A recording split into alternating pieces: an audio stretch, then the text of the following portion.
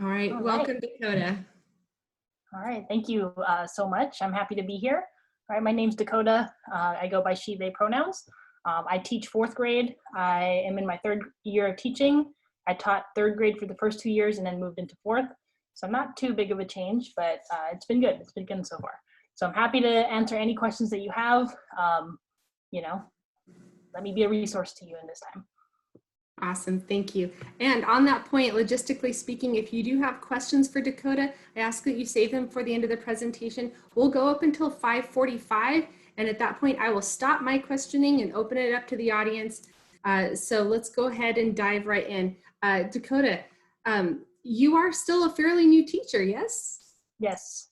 Yes, so what has it been like for you overall, just having to transition so quickly? Yeah, honestly, at the beginning, I'm not really a person that likes sudden changes, right?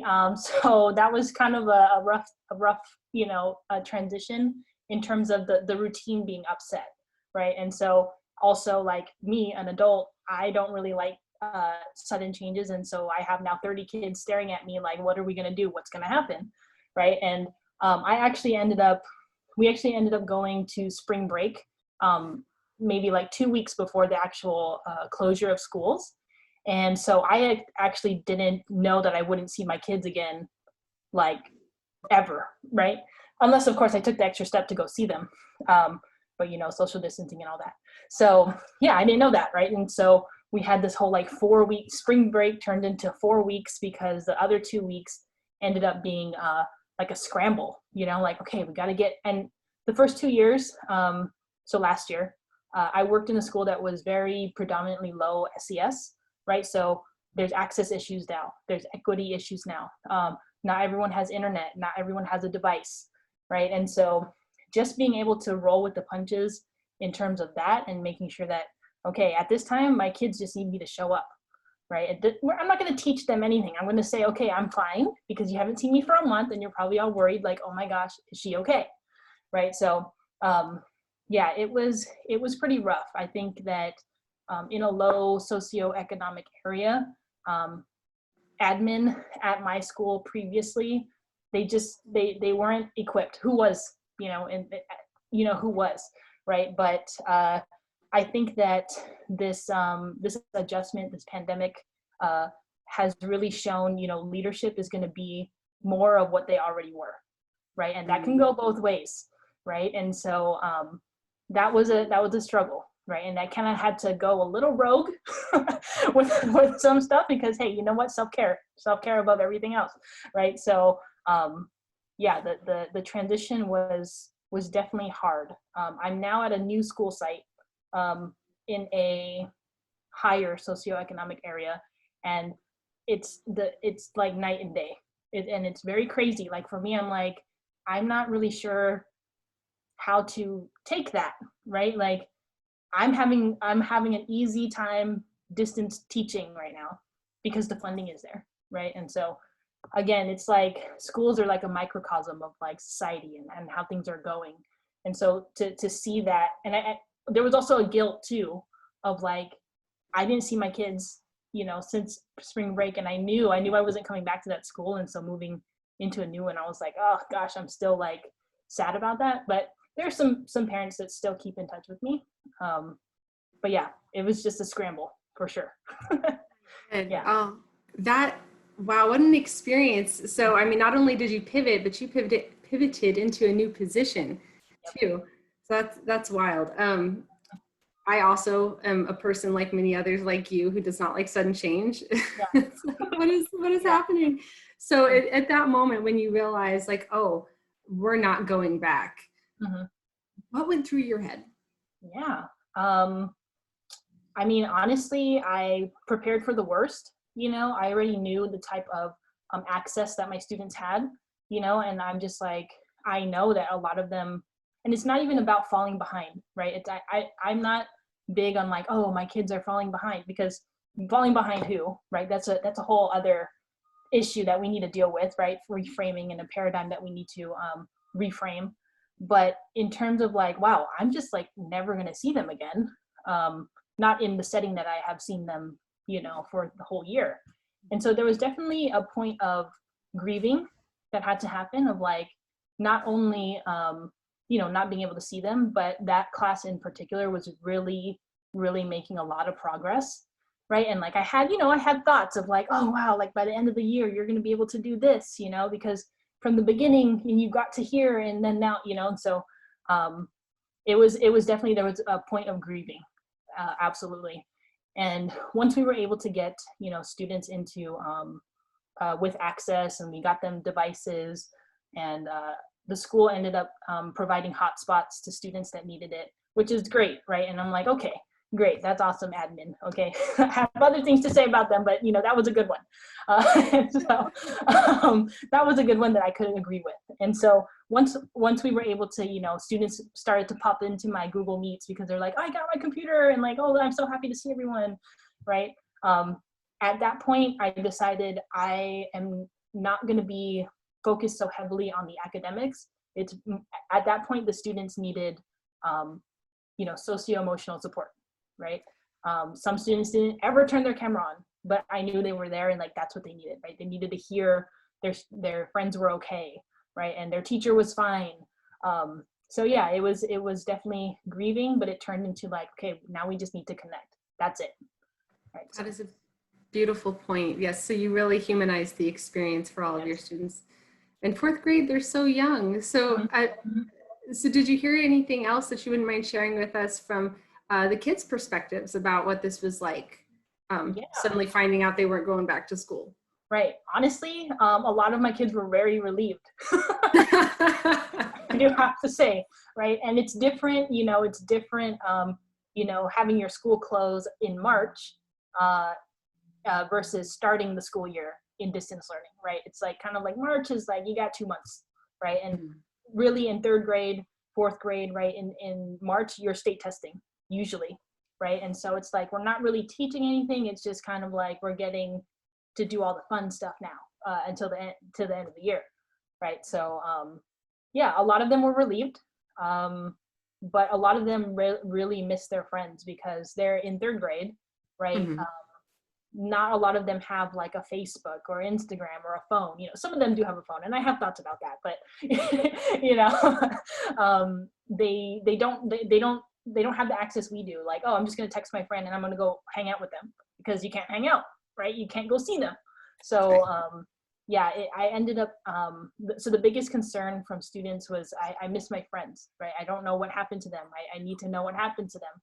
And so I ended up getting together with parents and saying like, hey, if anyone is comfortable sharing their phone numbers or email or whatever, so that your kids can connect, like please share it here, right? It was like a shared doc. And so they were able to say, oh, I want to talk to friend A. I'm going to go look them up. I'm gonna call them, right? So again, yeah, it was a big, you know, we needed to keep that connection because that class was really close, right?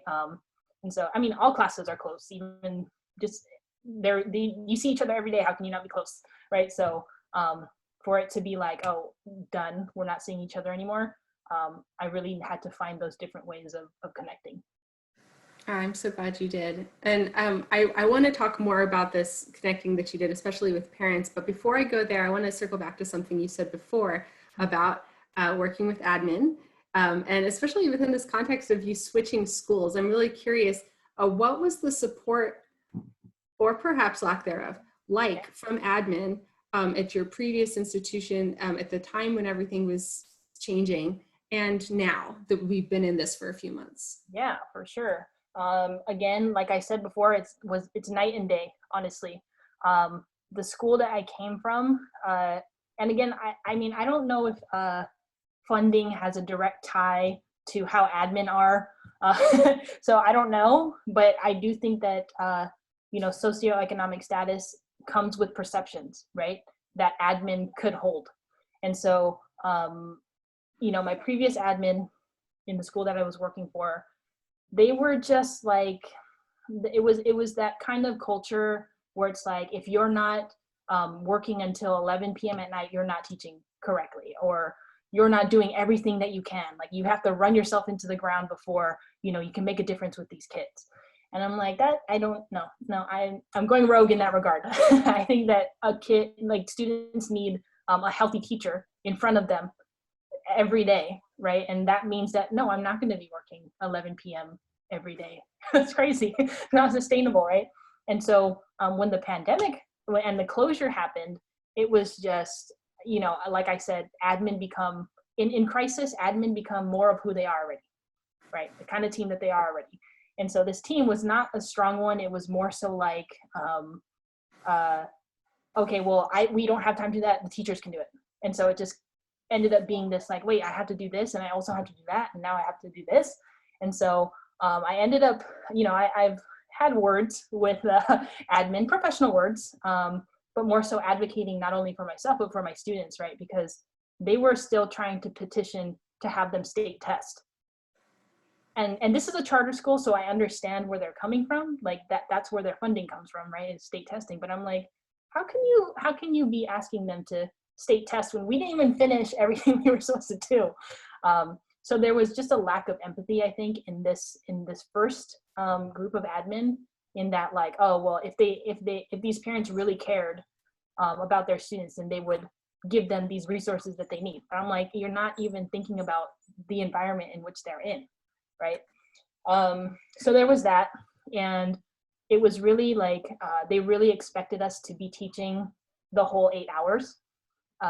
Yeah, and I'm like, that the students are, I don't even want to be in front of a screen for 8 hours. So the students, no way, max 20 minutes in front of a screen, right? In chunks. And so there's that. Okay, so there's that picture. And then there is my admin now, who are like, okay, first of all, we're starting in distance learning. You need to connect with the kids. That's it. That's all we're concerned about. And they're very, like they're very good about checking in with teachers, saying, hey, how are you really? You haven't taken a day off yet? Have you go take one, right? And we're gonna sub for your class if you need to take a day. If you need to take it, if you wake up Friday morning and you're like, I can't do it, okay, just let us know and we'll get it for you, right? And so there's a lot of support. But also the thing is that there's also a lot of funding to be able to have extra staff, to have extra resources, to take on, that kind of support. And so again, funding is a big thing, but that was my big jump, because I was out in San Bernardino, and then I moved into Chino for my school. So it's just like night and day for sure, right? So yeah, it's definitely been, I've been supported in this time, but still there's still that guilt that I have of like, like I left those kids, but I do hold on when I get into those things, those moments where I'm feeling guilty. It's all I can do is rely on the information that I did give those kids, those moments I did give them, and then that's all I can do, right? So yeah. That's right. Giving yourself some grace sounds very important. Yes, absolutely. So now, what about working with the parents? How is that? What was it like working with parents, again, at the beginning and now? Mm-hmm. Yeah. So in terms of, did you mean in terms of like the two different schools, or just like in this time in the pandemic versus not in the pandemic? Great clarifying question. I think I meant more the latter. So okay. So yeah, pandemic, no pandemic. Okay. Gotcha. Yeah, I think that it's hard to really make the distinction, only because no pandemic was in a school in my previous school, and then pandemic was in my new school, right? So I guess I'm doing both. All right. So it's been very interesting to hear parents like, two sides of the coin here, or two sides of the, I guess, opinion, I guess, on schools opening, right? Mm-hmm. Most of my parents are very cool. They're very like understanding, like, hey, I know that like schools are closed, and like I see everything you're doing and I appreciate you. You're really going above and beyond. But there are the parents that kind of like, like, oh, well, my student would be doing better if we were in person. And I'm like, yes, but we're not understanding that in person will not look like what we know as in person, You get what I'm saying? So a lot of parents are saying like, well, don't you want the school to be open? I'm like, I do, but when it's safe, so not right now. Like, yeah, of course I would prefer to be in class with students, but it's not safe right now. So there's that. But in terms of being receptive, parents have been very receptive now. And then again, to the comparison, right? And not to compare, socioeconomic levels, but in terms of funding schools, right?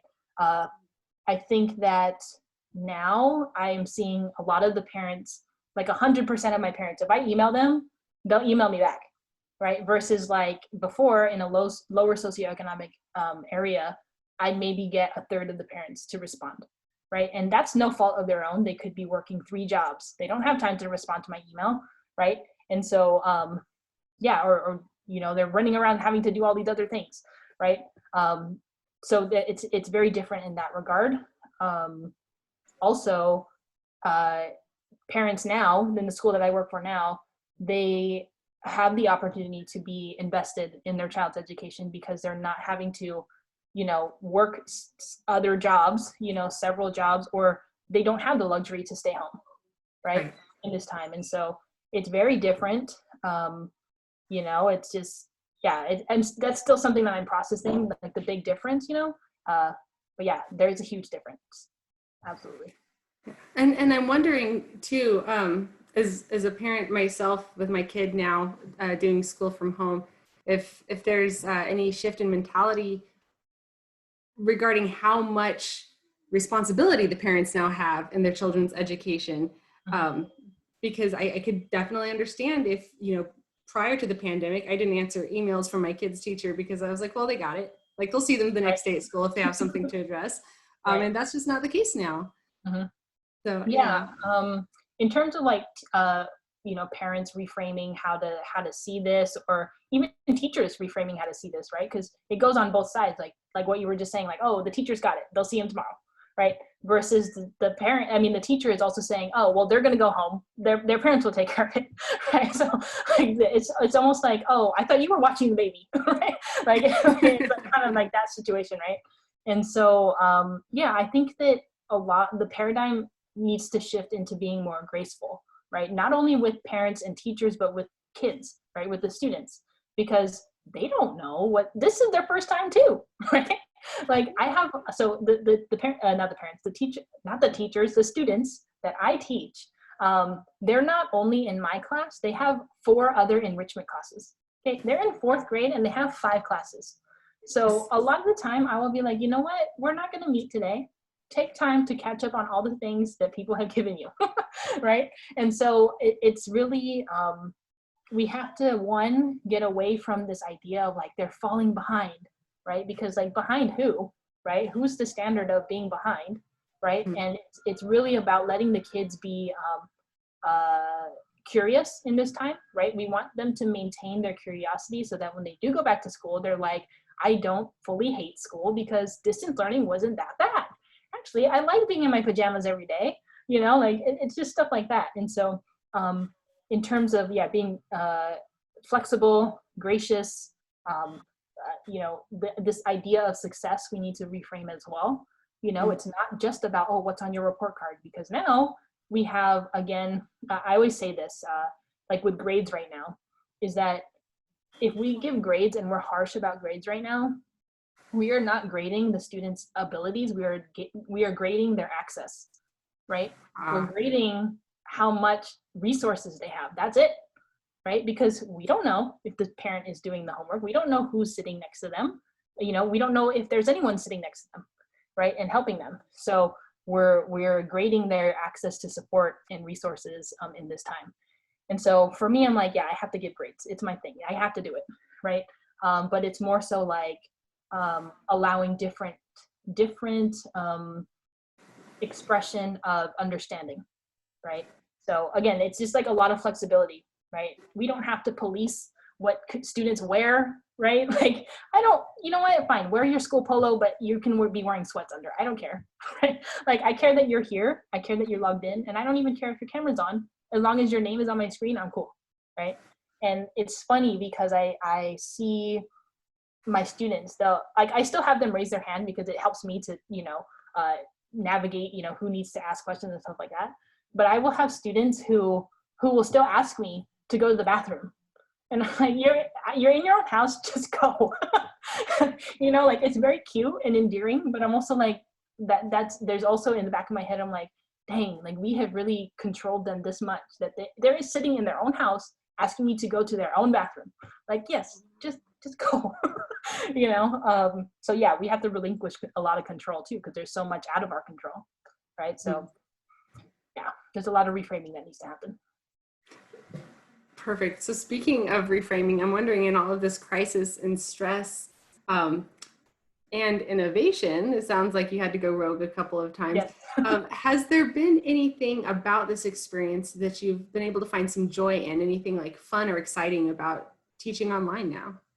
Yeah, I think that it's been the most joyful thing that I've seen is that students are ready, right? They're ready to like, okay, let's do this, right? Like, okay, fine, it's new, moving on, we're in school now, let's do something, right? And so I've found a lot of joy in seeing how much my students are able to say like, to be confident enough to say, okay, Mix Fabro, we trust you, what are we doing today, right? And like giving them consistency, because in fourth grade, you're kind of like a big kid, but you're kind of not, right? And so seeing them feel more confident in being able to do this. They're like in fourth grade, they have 5 classes and they're doing well, right? So they're like, oh yeah, I'm like a big kid. Like I'm super independent, right? Like I don't need your help. I got this, And so, it's super cool even in an online setting to see kids, I have a student asked a question, maybe something like, oh, I don't know how to turn in my work on Google Classroom.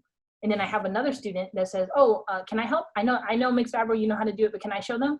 And so they'll mirror their screen, they'll show them, and then the student is like, oh, wow, thanks, I know how to do it now, right? And so being able to collaborate in that way and see students know not to cut each other off with the mic, teaching them like, okay, someone's speaking, you can't just speak over them, right?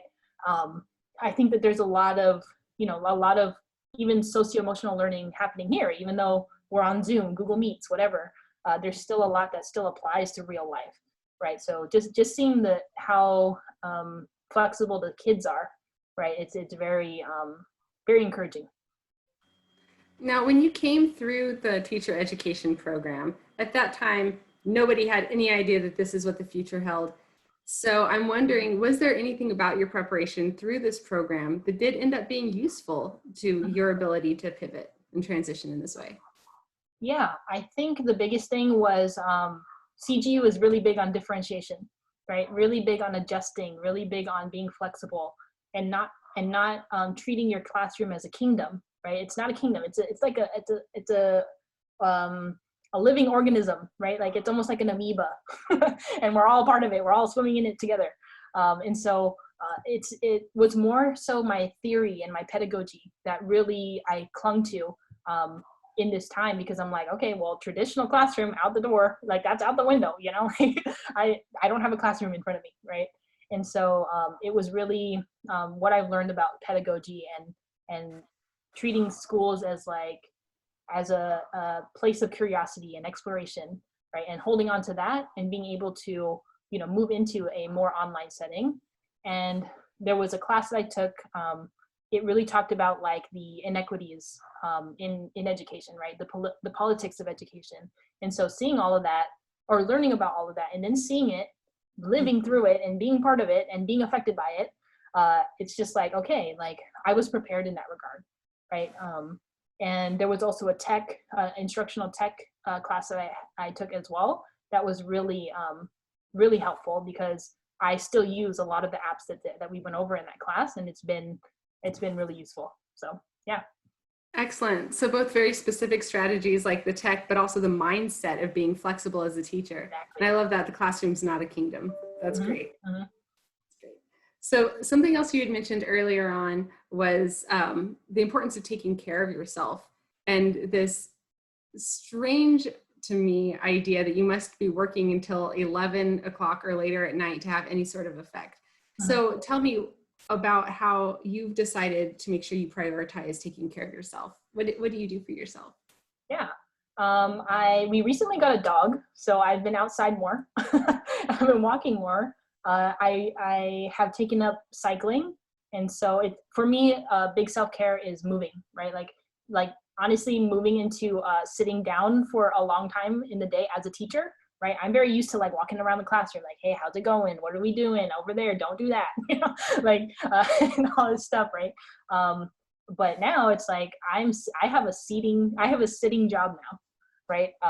And so my big self-care is being able to move, right? Finding movement in the day, even if it's like, okay, I got a 10-minute break, I'm gonna go do push-ups downstairs or something, you know?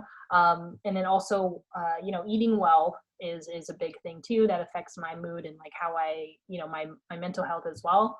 And then it's really just being graceful in terms of what I give the kids, right? And in terms of instruction, right?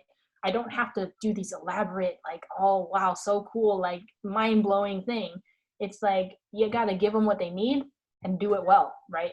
Because my lessons are only, you know, 30 minutes max, right? And admin put that on there, which I was like, wow, this is so great, right? So 30 minutes max for each lesson. And so I really had to streamline not only my life, my personal life, but also work, right? Because it's not sustainable to make slides for one math lesson until 11 p.m. and then still have to teach the other 3 subjects in the day, right? Mhm. So I've really come up with different ways of streamlining my process in teaching, because that also streamlines the students' process in learning. And so the easier I can make it for them, the easier it's going to be on me, right? So a lot of that went into training the students to use Google Classroom. Like the first 2 weeks, we didn't even do anything academic. It was only navigating the classroom. Because I'm like, this is going to save me a lot of time later. So we're going to spend 2 weeks on it. So it's been going really well. We're in week 10 now, and I haven't cried yet. So that's good. So that's good. A marker of success for sure. Yes. And it sounds like you set a good foundation at the beginning. Mhm. That's wonderful. And I have a feeling that I already know the answer to this question, hearing the passion in your voice for your children in your classroom. But I'm going to go ahead and ask, has your motivation to be a teacher changed at all? Mhm. I think that when I'm teaching, my motivation is, I think it goes in and out, right? My motivation to be a teacher when I'm in front of the kids, we're learning, we're doing something cool, like, yes, this is where I'm supposed to be. But then when we get into, you know, the political side of schools and like, you know, just everything that's happening with the reopening, you know, should schools reopen? Should they not, right? Like I have my own opinions on that. And it honestly, that's been the biggest driver of me saying like, I don't know, like, I don't know if I can do this, right? Maybe I have to just find an online school forever. Like just like go into an online school. Just because I do think that it's the politics of education that really weigh on me a lot. But it's kind of like I'm like constantly teetering, you know, like, oh, reopening. Okay, the kids are doing well. Oh my gosh, reopening, right? So it's a very uncertain time. And so I'm in induction right now, so that's a good sign, right? Yes, I'm doing that right now. So you know, I do want to stay in education, right? But it is something like I shouldn't have to talk or think about like, do I want to be a teacher or do I want to stay alive? Like, and that's what it is, right? Like and that's very stark, that comparison, but essentially like that's what that is, because it's not even just my own health, but like we're jeopardizing our kids, you know. And I'm like, it's a lot. But as of right now, I'm good with being a teacher, right? Like I'm okay. My school is not open, so that those thoughts may change. Yeah, so That's a lot to think about. And thank you for being so honest about the pressures that you've been under as a teacher. Like you said, it's what'd you call it, a microcosm yes. classroom? Yes, yes. So that actually is all of the questions that I had for you. We're doing amazingly great on time. So before we open it up to questions from the audience, was there anything else that you would like to expand upon that I didn't ask you, or any advice that you'd like to share with those that are here and thinking about becoming a teacher during this interesting time? Yeah, I think that being a teacher in this time, this is not going to go on forever, right? And so being a teacher in this time is definitely hard, but still the rewards are the same, right? Like when you see the students and they're moving and they're growing and they're making progress, it's like, yep, this is exactly where I'm supposed to be, right? So I think that as we move into, I think that the traditional school, and this is just my opinion, right? This is just what I'm thinking, is that I don't think that schools will ever be what we know them to be, right? I don't think that they'll ever go back to maybe like years and years, but right now in this time for anyone that's learning to be a teacher or thinking about it, right? I think that we need teachers that are going to be able to take on this problem, right? Like this pandemic, and to be able to say like, you know what, I'm not that good at tech, but I'm going to learn, right? And so for everyone on this call, if you're going to be a teacher, I want you to go get Google certified and learn everything that you can about Google, okay? Because that has saved me a lot. I'm currently level 2 and I'm like moving and grooving with all of Google stuff, okay? People come to me for advice and everything. And so if you can, because this is not, the tech piece, that's not something that people have really dove into, because they're like, oh, well, I'll just print everything and give it to them because they'll be in person, But this is going back full circle to the first question. With my students, when we first closed down, I had been using Google Apps, Google Classroom, everything from the beginning of the school year. So we were able to transition easily, like, oh, just turn it into Google Classroom. We're not doing anything different. We're just not in person, right? So I would say equip yourself with tech so that you can be well equipped to equip your students with tech, because I think that tech is not going away and we got to lean into it. I'm going to personally try to absorb that advice, Dakota, because I'm finding that to be true in my own life. Like, oh, there's not tech savvy. Yeah. There's also like, if your students are finding, like if you have kids at home, anyone on this call, and they're like being stressed out about Google Apps, Google actually has free training materials for students to get certified as well. I think the exam is like maybe $25, but like think of a student being like, oh, I'm certified too. I'm gonna help you out. How empowering. Exactly. So you can learn together. How about? I love it. I love it. Well, Dakota, thank you so very much. I'm so glad to have you on here with me. And at this time, I'm going to go ahead and open it up to our guests. If you would like to turn on your camera and mute yourself. Just another quick reminder, we are recording this. So whatever your comfort level is, feel free to either speak your questions out loud, or you can type them into the chat box. Whatever you're good with, we're good with.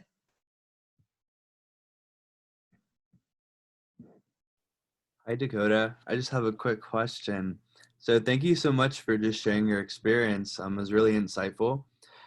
Just a little bit about me is I'm getting my undergraduate degree right now, so I haven't done any formal teaching per se. But one of my biggest motivations to be a teacher was actually from a transitional program from students who didn't transition or who didn't promote 8th grade, but had a transition into freshman year of high school. And just seeing the inequality. I went to Title I school, so very low income communities. So you can say that my heart is for teaching at schools that are in that range of low income communities. And I know you shared some of your frustrations from working at the first district. So I guess my question is, in your opinion, what are some ways the teachers, admin, school, and or district could have done to better support the students on an educational and socio-emotional level during the transition and while during distance learning?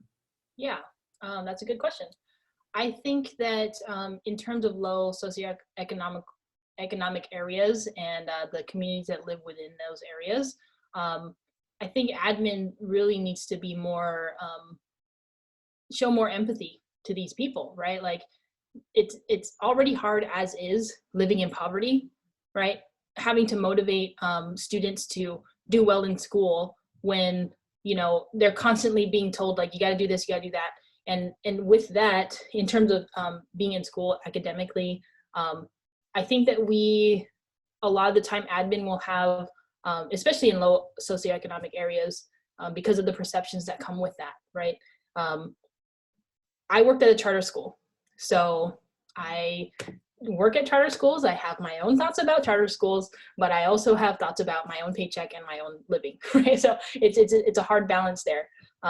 But that doesn't mean I have to feed into the charter system in terms of being a teacher within a charter school in the way that we are expected to be, right? I think a lot of the time admin think, oh, well, the parents, like, they should have been parenting their students better, right? Their kids they should know how to do this, right? And I'm speaking from experience in terms of how my admin, even talked about families, which I could get into that, but I don't want to on this. It is recorded, so we're not going to do that. But yeah, I think admin really just need to be more realistic, be more supportive in that regard, of like, yeah, okay, so how can we help? Instead of us telling you, do this, this, and this, and your child should have done that and this and that, it's like, how can we help you so that your child can be successful in the way that they can be successful? Because not everyone is going to get straight A's. Not everyone's going to be the best dancer. Not everyone's going to be the best singer, right? Some people are really good at the arts, right? So yeah, I think that a lot of it comes into racial bias. I think a lot of it comes into implicit bias about poorer communities, richer communities, right? And so, because a lot of admin tend to be pretty wealthy people and they drive from 3 cities over and they come in and they have these perceptions of like, pull yourself up from the bootstraps, and like that doesn't work, right? And so, yeah, I think as you prepare, Adrienne, as you prepare into becoming a teacher, and your experience with Title I schools, is that you have to prepare yourself mentally that it's going to be an uphill battle. And that's not to discourage you. I think I found a lot of joy in like resisting for my students, right? And saying like, they deserve better. And I know you can give them better, but you're choosing not to, right? And so again, I've had words with admin before, but I do think that, again, it comes into our implicit bias, the perceptions that we hold. I think that that's good work to start with, is the inner work that we have to hold as educators. Because there's so much that, in my first like week of teaching in a Title I school, I was like, oh my God, I'm going to pull my hair out. And I did. I'm just kidding. So, I have to make a ball joke every now and then. And so it's just, I always say this to my colleagues, is that prepare for everything and expect nothing, right? So that you are always open to all possibilities that happen, and that you trust your abilities enough to deal with each moment as it comes. Right, because that's what a Title I classroom is like, you never know what you're gonna get, right? And to show those students the love and the support that they need to see, even if it doesn't come from admin. If it doesn't come from them, it's gonna come from you. Like that is what it is. And so, yeah, does that answer your question, Adrienne? Yeah, no, for sure. I definitely love that response. Just a quick follow-up question. I don't want to take too much time because maybe others have questions too. But do you think the relations with like admin and staff and teachers was not very succinct before like the transition to like distance learning, or was it just during this time where you saw this kind of this gap of communication or relationship wise, if that makes sense at all? Yeah, another good question. I think specifically, I'm talking about my school. This is not going to be indicative of every school, right? But I'm just speaking from my experience.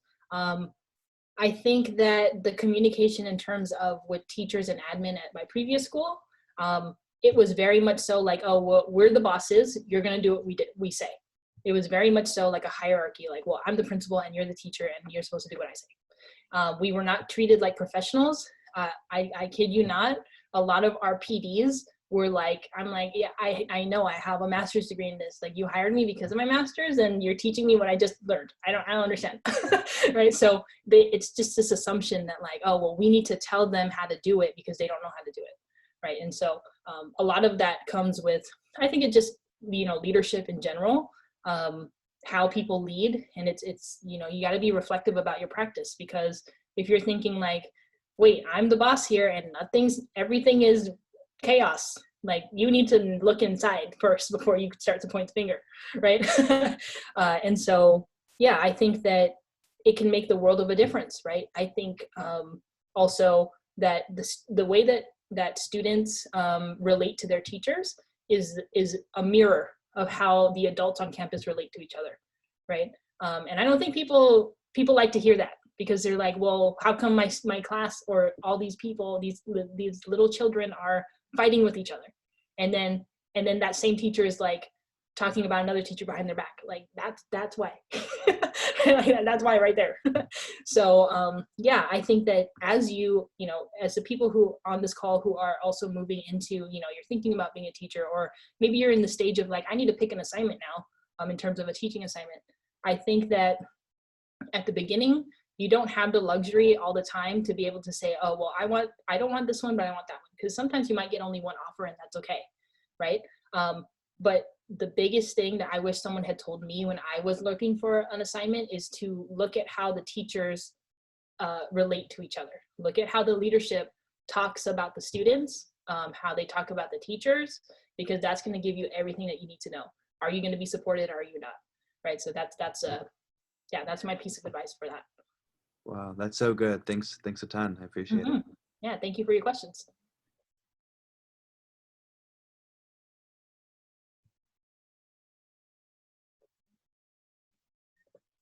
Anybody else? I promise I don't bite. So I have a question. So I know, like, in the past, like when we were still able, like, to go physically to school before, like, quarantine and everything, like, the mindset was kind of just, like, make sure, like, everyone learns everything, And, like, I know that, like, now, like, quarantine's happening and everything, like, the mindset is more like trying to make sure that everyone's okay. So how would you say, like, your teaching style has, like, changed from, like, pre-quarantine to, like, now quarantine? Yeah, for sure. I think that, I've always been a minimalist, I guess I should say, in terms of what I teach, right? Like, you don't have to have this elaborate, like, oh, we're going to study this unit for 4 days and we're going to, like, get into the answers of the universe, right? Like, it doesn't need to be like that. But it's more so, you really want the students to, I guess the big change that just in the first 3 years of teaching that I've done in general is that you really need to let the students take the lead. And I don't mean let them run the classroom. I mean, like, let them guide what they're curious about and flow with them, right? It's not about like, okay, you're talking about outer space, but we're talking about writing informational text. Well, hey, you know what? We're going to write about each planet. Everyone pick a planet, right? So it's just like combining those things, because I think that a lot of the headaches that come from teaching is your students want to go this way and you're going this way and you're trying to pull them, but it doesn't work like that, right? So yeah, I think that I've come to this point of like less is more. You really want to drive the point home in a deep way. Okay, so this is how I would frame it, is that you want to adopt this idea of less is more without sacrificing rigor, right? You don't want you don't want it to be like, okay, well, do subtraction, right? Like, no, okay, we're going to take a real life situation and we're going to apply subtraction to it. And now you know how to use subtraction, right? And obviously sometimes it's not that quick. But I think right now what needs to happen is it needs to be more applicable to real life. You got to give them what they need when they need it and let them, explore in that way. Because we don't have the luxury anymore of having, students in the classroom and being able to say, like walk to one student and say, oh, I see that you need help with this. I'm going to go ahead and do that. Because the way that I have to do it to provide extra support is that I actually have, but I open a Google Meet and I leave it open for an hour and I say, okay, if you need help, you need to come see me, right? So I think that a big thing too is that we need to be able to trust students and give them more credit, because they can do more than we often give them credit for. And we always assume like, oh, they're kids, like they're never going to be able to do that. Whenever I hear a teacher say that, I'm just like, you're not my people. So I need to go away from you. And so we need to really let students, we got to let them fail. We got to let them learn. and we really need to put more trust in them, because honestly, they are capable of so much, but so many people want to control. Like, oh, well, you're in 4th grade, so we can only do 4th grade stuff. Like, no, we can't. We can do more than that. So again, less is more, but don't sacrifice rigor in that.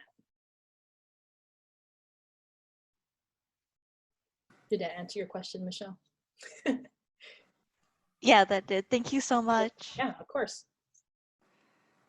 Adrian and Michelle, thank you both so much for your questions. We do still have some time.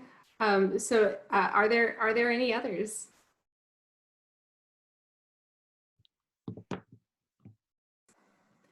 Well, meanwhile, I would just like to share, Dakota, that your perspective comes through with so much authenticity, and it's refreshing. And I am privileged to get to have had this conversation with you today. And I look forward to hearing more about how things go for you in your teaching profession. I know that I will be in touch with you again later, and we can see how things pan out. So for our guests today, I would like to invite you to let me know if questions do come up later that you would like to ask Dakota about her experience. And I'm happy to forward those on and get those questions answered. This is such an interesting time, and being here tonight is a great way for us to build community. Even before you come into the teacher education program, we are all about community. Dakota, thank you. Dakota put her email in there, so feel free to reach out. You're good. Perfect. All right. Well, with that, folks, I think we'll go ahead and wrap up a few minutes early. I know that there are other events happening this night that people might want to make sure that they get to on time. So just one last thank you, Dakota. Yes, thank you. Thank you for having me, and thank you everyone for coming. Yes. Awesome. Thank you. All right, everyone, have a wonderful evening, and we'll be in touch again soon.